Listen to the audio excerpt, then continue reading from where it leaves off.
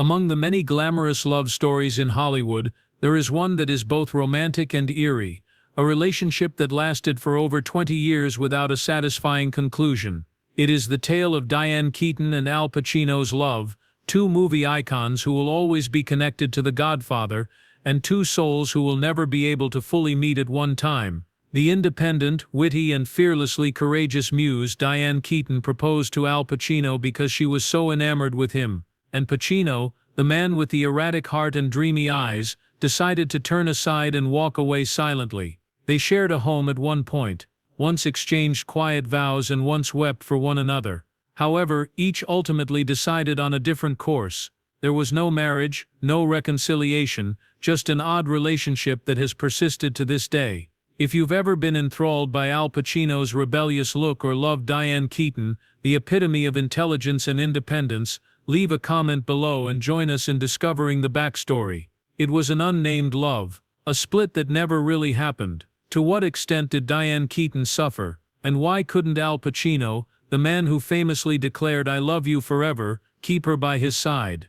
We must go back to a period of time long before Diane Keaton and Al Pacino met in order to comprehend why their story never came to a satisfying conclusion. To their early years and creative experiences that subtly influenced their ways of loving and letting go, Diane Keaton was born into a strict Catholic family in Los Angeles. Her mother, Dorothy, was a former hometown beauty pageant winner who gave up her career as a stage actress to become a full-time mother. Her father worked as a civil engineer. Growing up, Diane saw a beautiful woman imprisoned in a kitchen, and she vowed never to lead such a life. Diane made the decision to be a free woman from a young age. She was unique, fearless, and so outspoken that many men found her terrifying. However, Diane was also exposed by her mother's wounded shadow. She yearned for a complete love. It's a love that dares to stay, not one that comes and goes. A house, a companion, a feeling of security in an unpredictable world of art.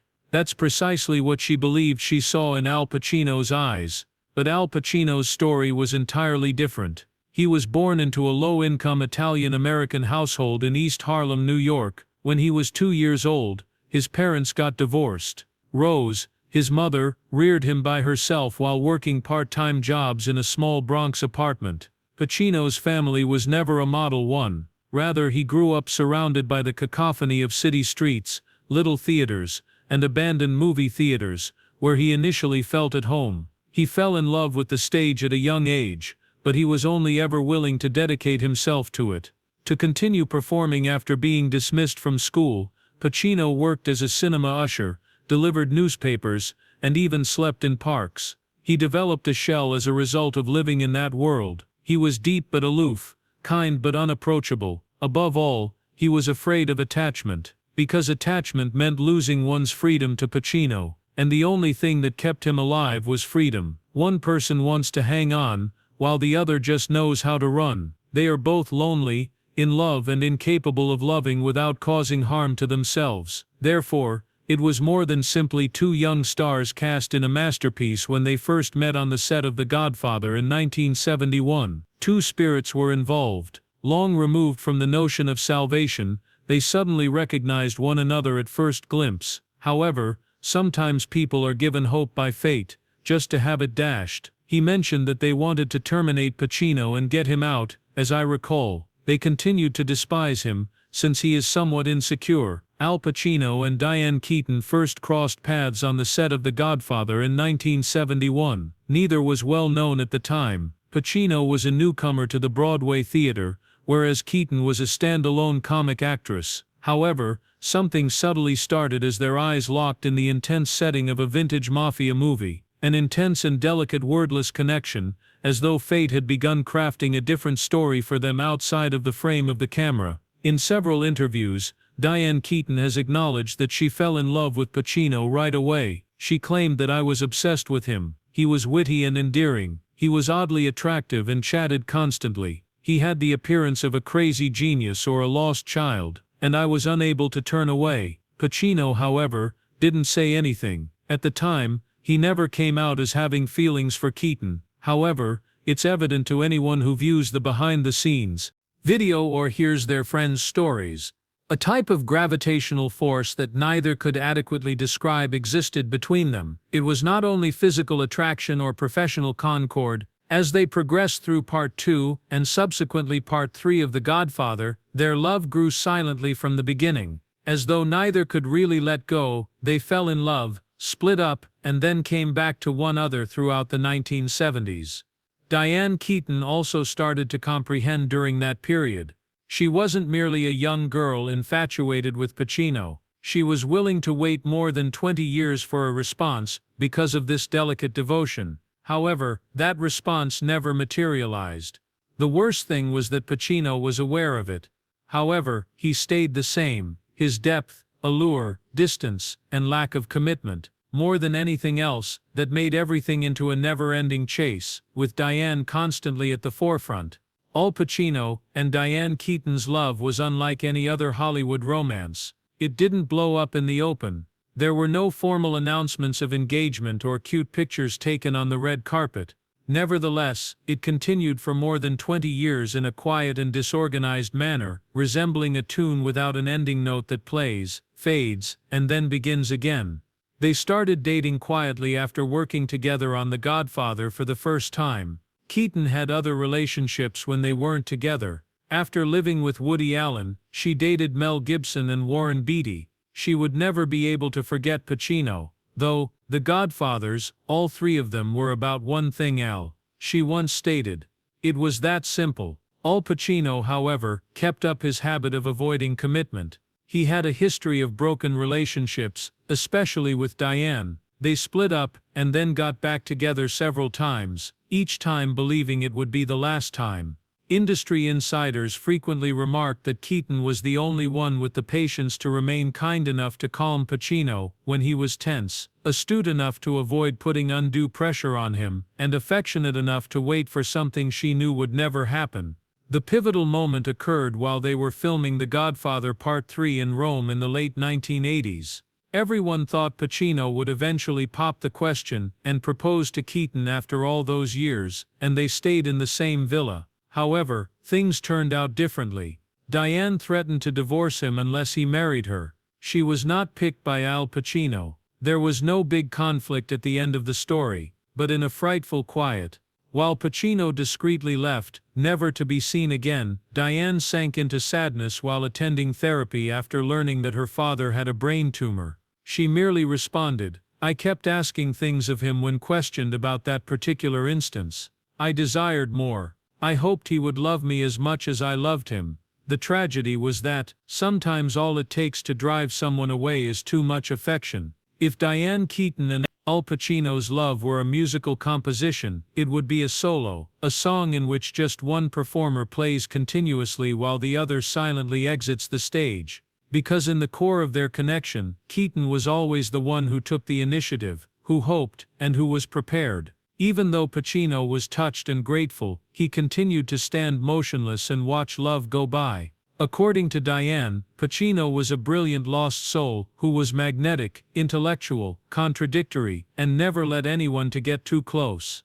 She described him as having the most beautiful face I've ever seen, brilliant, and stunning. However, a heart that was never prepared to be bound could not be held onto by any of those phrases. Pacino never got married. He didn't believe in a conclusion that would compel him to stay, not because he didn't love. Diane said in a subsequent interview that she didn't have the nurturing instinct and wasn't stable enough to make a good life partner. However, she failed to recognize that the most profound wounds were inflicted by her excessive love. What about Pacino? He was never married. He never put a ring on anyone's finger, despite having 4 children with 3 separate women. Friends claimed that Pacino was plagued by the idea that marriage would destroy something lovely, and that he worried losing his independence. It's also possible that he realized he couldn't love someone in a normal way, or with enough intensity to commit. Diane Keaton never succeeded in keeping the guy she loved during their 20-year relationship.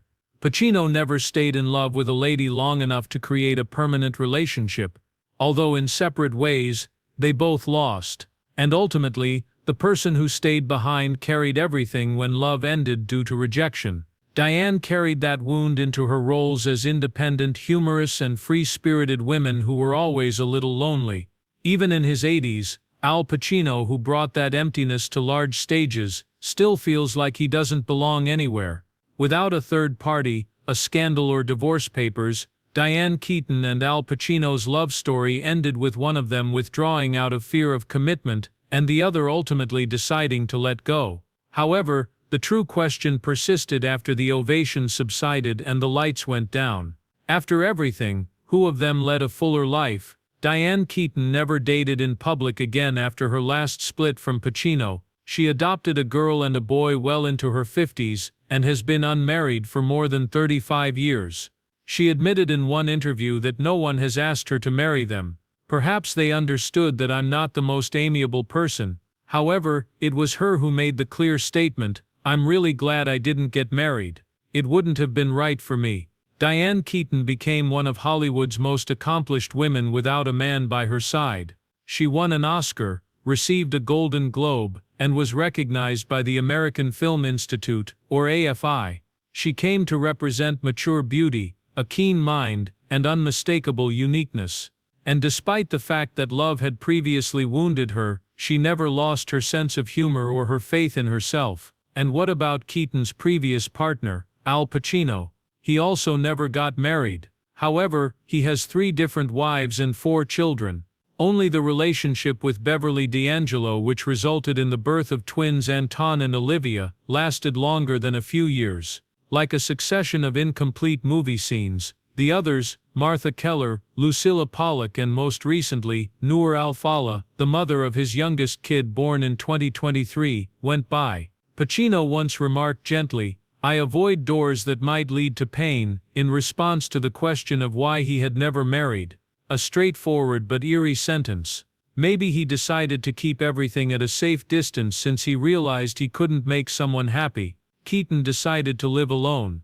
Pacino decided against attachment. However, just one person ever cried for an unfulfilled love while sitting in a therapist's office. And just one person stood on stage and declared, "I love you forever," in front of thousands of onlookers, and to the cheers of an entire industry.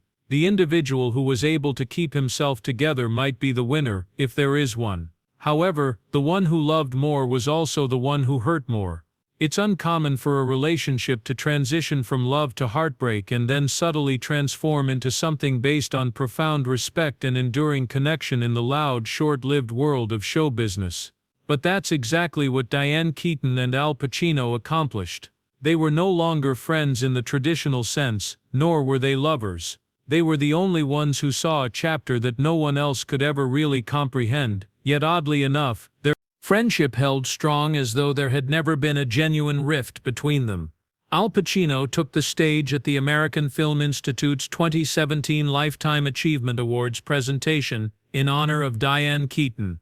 Time seemed to stop in Pacino's eyes that night, even though it had been almost 30 years since their last love. He talked about his memories of Rome, the times Keaton made him giggle before interviews, and behind-the-scenes tidbits that only they had discussed. He took a few moments to breathe at the end of his speech before declaring, "I love you forever," in front of the entire audience. Perhaps because she had already shed enough tears, Diane Keaton smiled without crying. The media rarely mentions their friendship. There aren't any pictures of people walking the red carpet together or going out to supper. However, both continue to use the most loving language while discussing one another in interviews. Pacino, according to Keaton, had the most beautiful face she had ever seen. Pacino described Keaton as a unique woman who was always surprising and vibrant. Perhaps friendship becomes the only thing that keeps people together when love is no longer enough to keep them together, and they made that decision.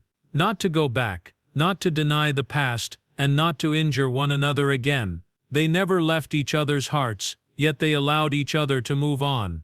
The romance was over. However, Al Pacino and Diane Keaton never really said goodbye. In addition to being a tale of a doomed romance, Diane Keaton and Al Pacino's relationship is a mirror of a larger generational tragedy that occurs when two individuals who are too special, independent, and ambitious attempt to fall in love in a society where compromise is impossible. Both Pacino and Keaton are artists motivated by their own histories and past emotional traumas. Growing up in a household where her mother was a driven individual who never had her chance to shine, Keaton carried a lifelong fixation with proving herself not just in her artistic abilities but also in her sense of self. She desperately wanted to be adored, but she also feared being dominated and being mediocre. In contrast, Pacino was raised in poverty in the Bronx, fatherless from an early age, and wandered the streets of New York in search of stage jobs. Love, in his opinion, was always a danger to his independence, and came at too great a price for a steadiness that seemed alien to him. Pacino dreamed of detachment in this relationship, while Keaton dreamed of a home. I loved Pacino not for who he was, but for what he represented, a lost soul that needed saving, Keaton reportedly said. Despite his admiration for Diane, Pacino never said that he was open to change or that love was worth losing a piece of himself for. They were drawn together by art, but they were also eventually held apart by their preoccupation with roles, jobs, and creative independence.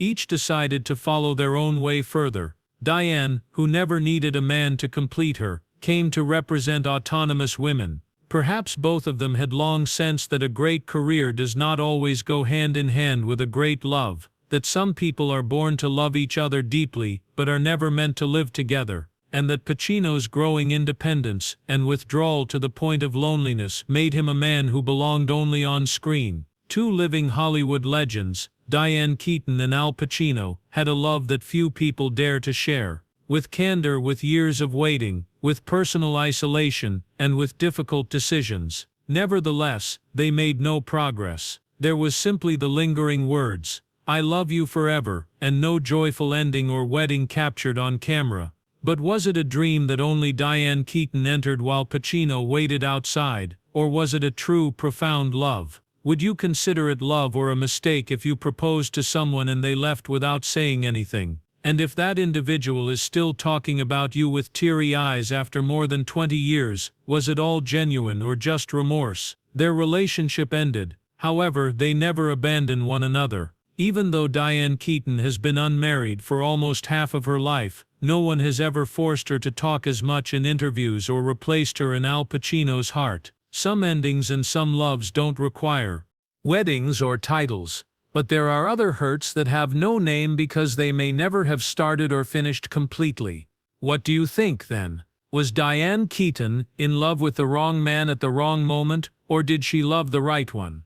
Would you be prepared to wait another moment if you were in that story? Perhaps love doesn't end when someone departs, so share your ideas in the comments section below. It starts when we muster the strength to continue walking, even with an open heart. Remember to subscribe to our channel as well, so you don't miss the next heartwarming tale.